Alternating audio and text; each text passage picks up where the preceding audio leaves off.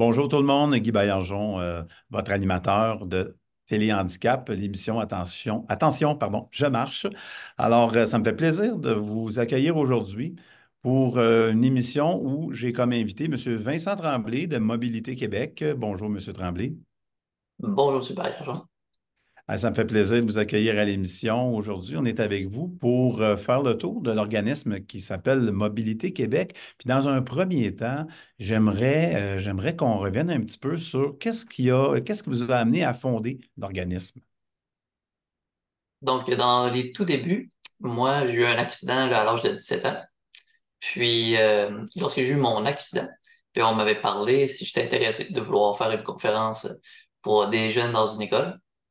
Et j'ai accepté. J'étais motivé à l'idée d'aller parler devant les jeunes puis conter mon histoire. Puis, ça a débuté là, depuis 2006. Donc, j'ai commencé là, tranquillement à faire des conférences devant les jeunes dans les écoles. Puis, j'ai tout de suite vu l'intérêt que les gens portaient sur nos témoignages qu'on pouvait livrer devant les gens. Puis, je me percevais que c'était motivant, puis ça pouvait les conscientiser aussi, répondre à leurs questions sur une personne à mobilité réduite au quotidien, qu'est-ce qu'on peut vivre, c'est quoi les défis qu'on doit surmonter. Et suite à ce constat, j'ai fait ouais, crime, je pense que ce serait intéressant que plusieurs conférenciers, dont les personnes à mobilité réduite, qui ont un parcours tous différent, mais vraiment intéressant, ben, pourraient avoir l'opportunité de faire des témoignages devant les jeunes pour les conscientiser puis les motiver. Et c'est de là que Mobilité Québec là, a vu le jour. D'accord. Vous étiez un cycliste. Exactement. Je suis un ancien athlète de vélo de montagne. Moi, j'étais 12e au Canada. Je faisais du vélo de montagne là, au quotidien depuis l'âge de 13 ans. Puis, c'est arrivé le 19 juillet 2005. Un beau soir d'été, je partais faire mon entraînement de vélo. Moi, je suis natif de Stoneham et c'est arrivé à la hauteur de Notre-Dame-des-Laurentides. J'étais sur la route, puis au moment de traverser une entrée commerciale, il y a une voiture qui a traversé au même moment. Hmm. Puis, moi, j'ai pas vu la voiture arriver, puis la voiture m'a pas vu non plus arriver. Donc, j'ai percuté la voiture sur le côté. J'ai fait un plongeon par-dessus la voiture, j'ai tombé tête première. Le coup, il a cassé instantanément, puis la moelle épinière a sectionné, ce qui a fait en sorte que je suis demeuré tétraplégique. Mais c'est ce qui a démarré chez vous une nouvelle vocation.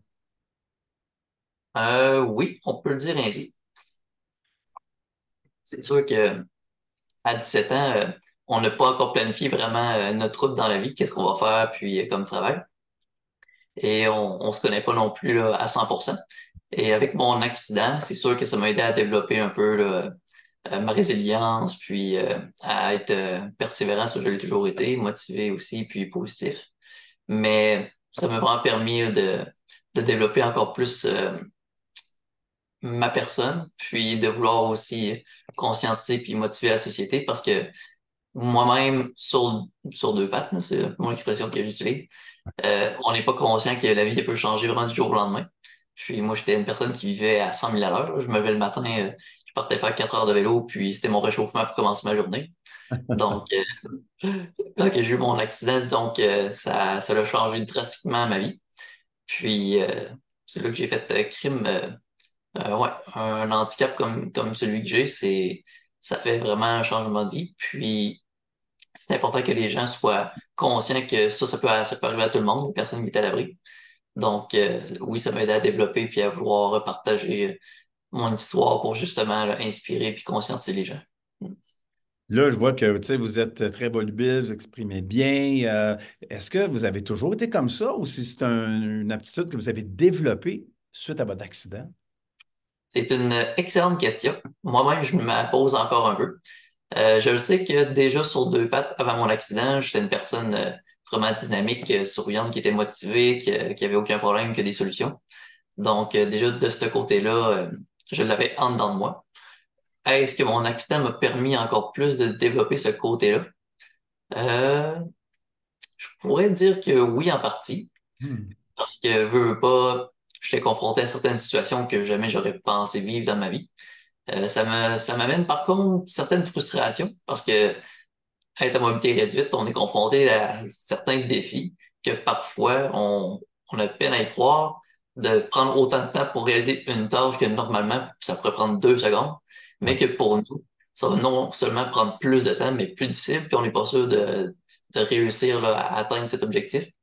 Donc, ça, c'est un petit peu les frustrations que ça peut nous apporter. Mais au travers de ça, on n'a comme pas le choix de réaliser cette tâche-là. Donc, il faut être résilient, patient, puis continuer de persévérer. Donc, à ce niveau-là, je crois que oui, ça va développer encore plus ces côtés-là chez moi. Ouais. Puis vous avez un côté entrepreneur, j'imagine, parce que vous avez quand même fondé Mobilité Québec. Vous aviez dans vous Ouais, le exactement. goût, l'intérêt, l'envie de propager au plus de monde possible tu sais, la bonne nouvelle, puis de mettre à la portée de tout le monde aussi, de recruter une équipe autour de vous. Ouais. Parce qu'ensemble, on va plus loin. Vous avez recruté des conférenciers et des conférencières qui, tout le monde a, tout le monde a, disons, un défi de mobilité réduite. Les gens qui sont en situation de handicap, les conférenciers aussi, Oui, conférencières. ouais, il y en a. J'ai quelques blessés médulaires. Oui. J'ai une personne qui est aveugle. J'ai une autre personne que c'est maladie de naissance. Donc, ça peut être même aussi traumatique crânien, amputé. Donc, on a différents handicaps. Puis, on a tous un parcours de vie différent qui est tout aussi intéressant. Donc, les gens là, sont toujours curieux, puis ils ont toujours des questions à répondre. Puis, on a vraiment une variété de gens qui assistent sur nos témoignages, c'est-à-dire primaire, secondaire, cégep, université. Quelques entreprises aussi. Donc, c'est le fun de voir un petit peu la dynamique des jeunes par rapport à primaire, secondaire, comment est-ce qu'ils posent des questions puis qu'ils sont Oui. intrigués par notre condition. Puis, chaque conférencier, à chaque témoignage, c'est toujours unanime. Les questions affolent, puis les gens sont contents puis sont conscientisés, ils ressortent de là grandis. Même que j'ai été curieux de voir qu'au fil des années, on en donne au cégep. Puis, nos conférences font partie du programme S'orienter et explorer. Donc, à chaque année, on va donner des conférences pour ce cours-là. Puis les jeunes, ils ont vraiment un travail à faire sur notre conférence qui est noté pour la session. Hmm. Ouais, puis les profs sont toujours ravis à chaque fois. Je fais Oui. toujours un petit suivi avec les professeurs pour voir si ça s'est bien passé avec le conférencier. Puis à chaque fois, c'est toujours un honneur de le recevoir. Puis ils ont toujours hâte à chaque année, même que certains élèves disent souvent que c'est la meilleure partie de l'année de leur session, la conférence. Ah oui, c'est vrai. Ouais, Est-ce que vous avez, est-ce qu'on note une différence au niveau des questions, au niveau de l'approche des élèves mettons, du primaire versus ceux qui sont au cégep? ouais, vraiment. Ah, Il y vous a une voyez bonne une différence. différence, hein? C'est quoi la différence que vous voyez? La différence qu'on peut constater, au Oui. cégep, les jeunes vont poser certaines questions, mais par contre, ils ont une plus grande conscience de l'impact de leurs questions qu'ils peuvent avoir là, en nous la posant. Fait que des fois, ils sont un petit peu plus réticents. Si on, par contre, on s'en va en secondaire 2, on dirait qu'ils n'ont aucune gêne, puis ça lève la main, ça pose n'importe quelle question. Donc, Sans filtre. souvent, ouais, aucun filtre, ils posent n'importe quelle question, ça y va, puis faut être assez à l'aise là, en tant que conférencier de pas être gêné de répondre aux questions parce que tu ne veux pas sur notre quotidien, puis faut être à l'aise de répondre à certaines questions. Mais des fois, on reste surpris. On est comme, ah ouais, on est rendu là. C'est un jeune de secondaire 2 qui pose des questions sur notre sexualité. On est comme, oh, ah ouais. Au Oui. cégep, ils le font pas, mais en deux, ils veulent le faire. Puis, tu sais, c'est quelque chose qu'il faut qu'on soit à l'aise de discuter parce que ça fait partie de notre vie. Puis, les autres sont Mhm. curieux, puis ils veulent savoir un petit peu comment ça se passe au quotidien. Donc, moi, je trouve ça correct, justement, de pouvoir les informer puis de leur montrer que mobilité réduite ou pas, on a une vie, puis très Oui, hein. active, puis on n'arrête pas tout de même. C'est vrai. Ben justement, comme vous êtes un ancien athlète là, de haut niveau, j'ai une question. Est-ce que vous êtes déjà, vous, quelqu'un de votre entreprise, est déjà allé motiver puis parler à une équipe sportive? Oui, justement, Oui. c'était une classe de vélo de montagne à l'école. Donc, eux, c'était un groupe de sportifs, puis ils faisaient du vélo. Et je lui ai parlé justement de mon accident, que je faisais de la compétition de vélo de montagne. Donc, c'est venu les chercher directement. Mais là, qu'est-ce que j'ai entendu parler aussi quand que j'ai eu mon accident? Il y a beaucoup de gens qui faisaient du vélo puis qui ont changé leur itinéraire justement dû au fait que sur la route, je me suis fait couper par une voiture. Puis il y Oui. en a qui ont décidé de carrément changer d'itinéraire de vélo pour éviter de subir soit un accident semblable au mien. OK. Ouais, donc ça vient les conscientiser. Ça me fait penser, tu sais, souvent, bon, on a tous nos membres, on a une mobilité qui n'est pas réduite. Des fois, on s'assoit là-dessus, on traîne la patte, on ne veut pas se forcer. On ne va pas au bout de Ouais, nous-mêmes. Le fait justement de perdre ce que l'on prenait pour acquis, c'est d'avoir une source de motivation à faire le plus possible avec la capacité résiduelle, la capacité qui nous reste. C'est comment vous avez vécu ça au juste? Tu sais, c'est parce que ça fait partie du défi aussi, là. Qu'est-ce que je vais ouais, faire avec ce qu'il reste de ma capacité? Tu sais, puis je parle, disons, épaule et en bas, là. Vous comprenez ce que je veux dire? ouais, C'est quoi la, ouais. la, la source de motivation de dire, moi, là, je croquais dans la vie avant, puis la motivation que j'ai, c'est de croquer le plus possible dans la vie pour le futur. Maintenant encore, ouais. Oui, Ouais, c'est une très bonne question. Parce que justement, les gens veulent savoir, mon Dieu, l'athlète de haut niveau qui perd toutes ses capacités physiques, qui a fait le deuil de plus faire de compétition, oui, puis qui a fait le deuil justement de ne pas pouvoir marcher non plus à nouveau. De où est-ce que sa motivation vient de vouloir quand même continuer là, à mordre dans la vie?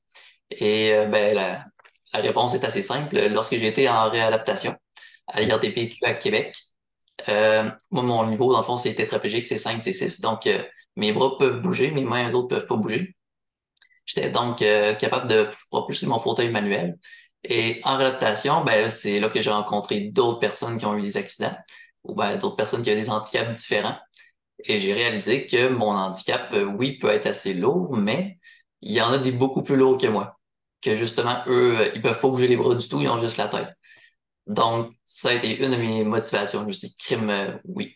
J'ai eu mon accident, je pense tétraplégique, mais j'ai quand même encore une certaine autonomie de pouvoir propulser mon fauteuil, manger par moi-même. Donc, juste à ce niveau-là, j'étais le crime dans, dans ma malchance. J'ai quand même été chanceux.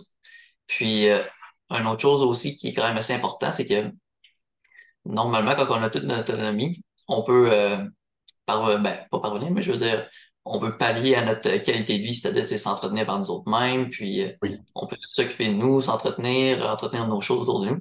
Mais lorsqu'on est à mobilité réduite, ben, malheureusement, là, on a besoin d'aide personnelle. Donc, il faut avoir l'argent pour payer le monde qui vont nous aider à s'entretenir, puis à me lever au quotidien, à me coucher le soir, à me faire à manger, toutes ces tâches-là.